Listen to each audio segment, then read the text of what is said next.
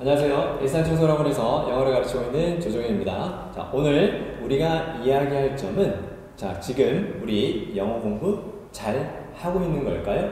라는 걸 주제로 한번 해볼 텐데요.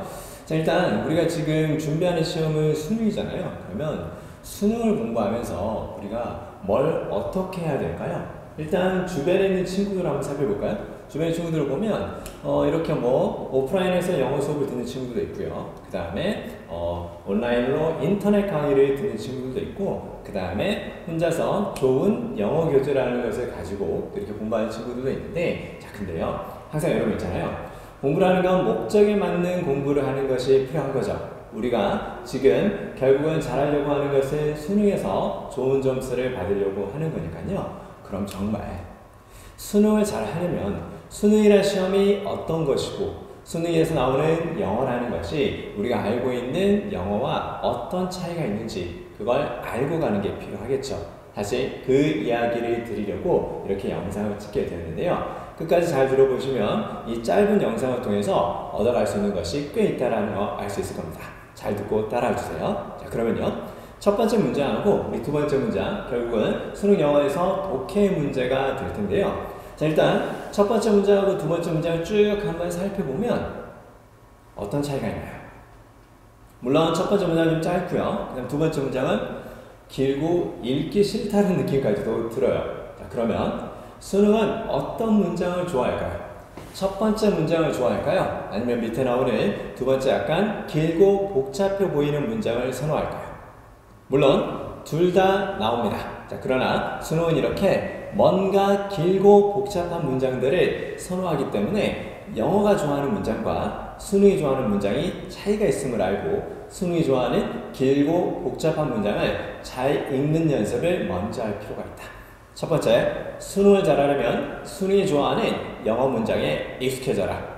좀 더 구체적으로 이야기하면 길고 복잡한 문장을 짧은 문장처럼 빠르게 읽어가면서 핵심을 정리할 수 있게끔 미리 준비할 필요가 있다. 자, 그 다음에 두 번째 이야기는요. 자, 보세요. 자, 첫 번째 문장과 두 번째 문장 우리 또 한번 살펴볼까요?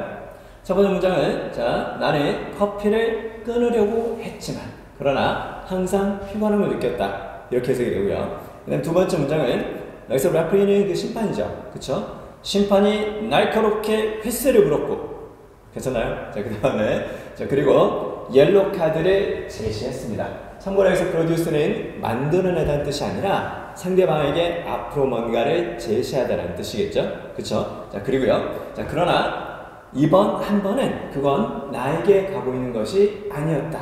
이렇게 해석을 했거든요. 자, 보세요, 여러분. 첫 번째하고 두 번째 문장을 이렇게 해석을 해봤는데, 둘 다 해석은 잘한 것 같아요. 물론 잘했겠죠. 영어 선생님이니까. 아니, 여러분들도 충분히 첫 번째하고 두 번째 문장을 저처럼 해석을 했을 거예요. 자, 근데 이렇게 해석했을 때 문제점이 뭘까요? 자, 보세요. 이 사람은 정말 피곤하다라는 말을 하고 싶었을까요? 아니겠죠. 만약 피곤하다라는 말을 하고 싶었다면, 그렇다면 앞에 있는 이 내용을 굳이 말할 필요가 없겠죠. 앞에 있는 문장과 두 번째 문장의 관계를 생각하면서 읽어갈 필요가 있다. 자, 그래서 결국은 이 사람이 하고자 하는 말은, 나는 커피를 끊으려고 노력했지만 항상 피곤함을 느꼈다. 그래서 커피를 끊지 못했고 지금도 여전히 커피를 마시고 있다는 뜻이겠죠. 이해되시나요?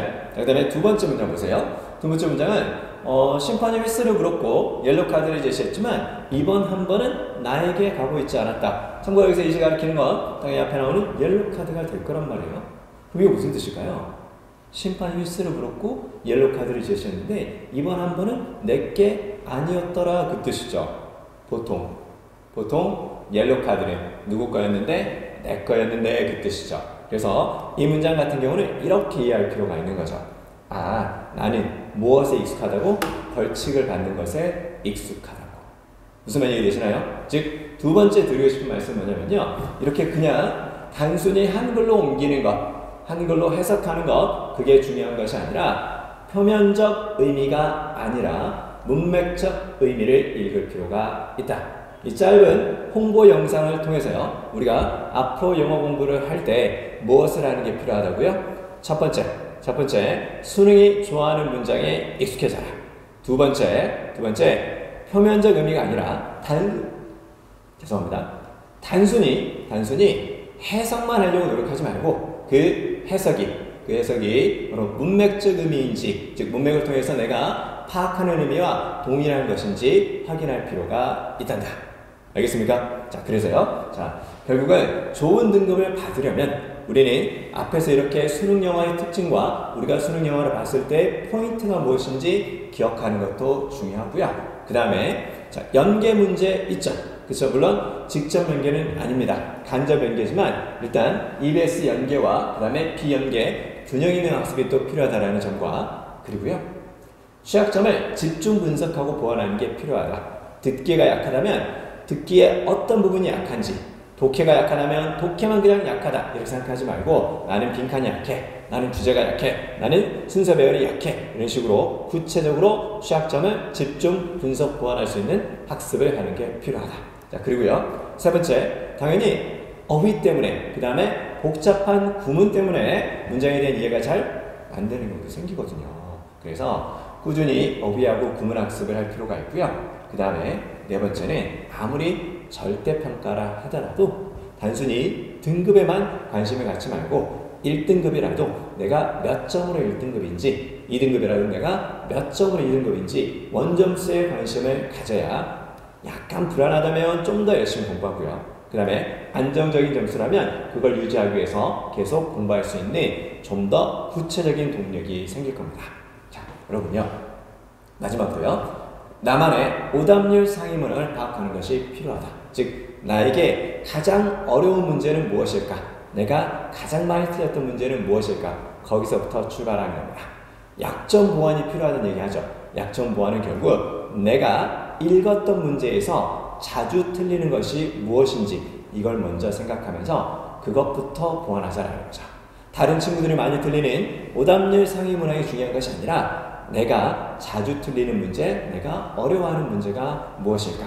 2번과 비슷한 맥락으로 같이 보완할 수 있어야 된다는 겁니다.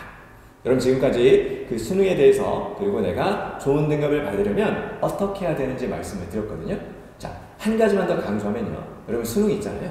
수능은 사실 아까 맨 처음에 말씀드렸던 것처럼요. 영어가 좋아하는 문장과 수능이 좋아하는 문장 다릅니다. 그리고요. 자, 영어 공부를 하는 것과 수능 영어 공부를 하는 것은 역시 다르다는 거죠.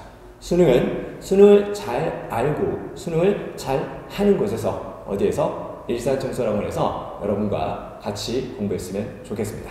지금까지 일산청소학원에서 영어를 가르치고 있는 조정현이었습니다. 여러분 감사합니다.